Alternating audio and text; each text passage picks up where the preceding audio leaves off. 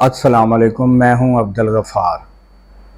जिस तरह के नाज़रीन आपने देखा कि गुज़श्ता रोज़ जो जलसा हुआ पीटीआई का, वो फिर मुख्तलिफ़ जो एंकर थे उन्होंने, किसी ने कहा कि जलसा कम था, किसी ने कहा बहुत ज़्यादा था।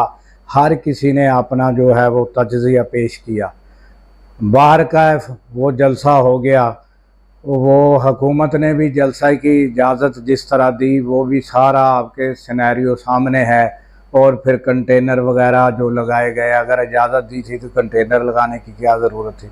बहरहाल जो हुआ, उसके बाद फिर तकारीर जो उधर हुई जलसे में, तो काफ़ी ठीक है। जो गंडापुर हैं उन्होंने कुछ अल्फाज का चुनाव जो है गुस्से में कुछ अल्फाज ऐसे कहे हैं जिनमें यानी कि लफ्ज़ बेगैरत, ये यानी कि वज़ीर आला हैं वो, उनको इस तरह का अल्फाज इस्तेमाल नहीं करना चाहिए। बाकी दूसरे जो थे, जिस तरह यानी बैरिस्टर गौर हैं, पढ़े लिखे हैं, उन्होंने तो कोई ऐसी, मुझे नहीं लगता कि कोई ऐसे अल्फाज इस्तेमाल किए हों। बहरहाल वो जो पीटीआई का जलसा है उस पर ये भी जो थे टीवी एंकर तज्ज़ियाकार, वो ये कर रहे थे कि हुकूमत देखना चाहती थी, जिन लोगों ने इजाज़त दी है, कि वो देखना चाहते थे कि इतना क्रैश करने के बाद, यानी पीटीआई को और पीटीआई के लोग गिरफ़्तार करने के बाद, इतनी पाबंदियों के बाद, अब भी क्या लोग इनके पीछे हैं और कितने लोग इनके पीछे आते हैं, या कितना बड़ा जलसा हो पाता है, वो ये देखना चाहते थे। अब जब उन्होंने देख लिया कि ये तो अवाम का जम गफ़ीर यहाँ पहुँच गया और कंटेनरों के बावजूद भी ये कंडीशन है, तो उन्होंने ये गुज़श्ता जो रोज़ है वो पार्लियामेंट के बाहर जो है ये एक पुलिस भेज कर जो है, अब वो जो क़यादत है उसकी गिरफ़्तारियाँ शुरू कर दी हैं। और उसमें जो है वो जो वीडियो सामने आ रही हैं, उसमें बैरिस्टर गौर जो हैं वो भी गिरफ़्तार, उनकी वीडियो भी सामने आई है।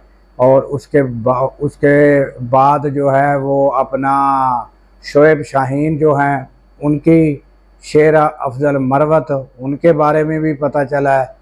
तो इस तरह अब ये गिरफ़्तारियों का सिलसिला जो है वो शुरू हो गया है।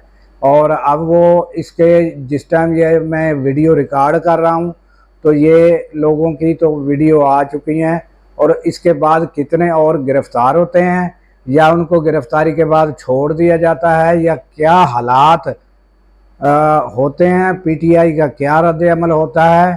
फ़िलहाल जो है वो यही ख़बरें आ रही हैं जो मैंने अभी आपके सामने रख दी हैं कि ये सिलसिला जारी है, और यानी कि तसादम की तरफ ही बढ़ा जा रहा है, ना कि पाकिस्तान को किसी ऐसे प्लेटफार्म पर लाया जाए कि जहां कोई इत्तफ़ाक़े राय से, जहां इस तरह का कोई तरीक़ाकार किया जाए कि पाकिस्तान जो है तरक्की कर सके, और सारे जो हैं किसी तरह इनको एक प्लेटफार्म पर लाकर और पाकिस्तान को तरक्की की राह पर गामज़न किया जाए।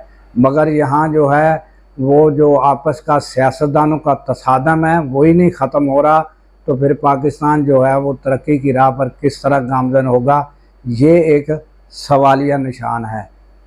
अल्लाह हाफ़िज़।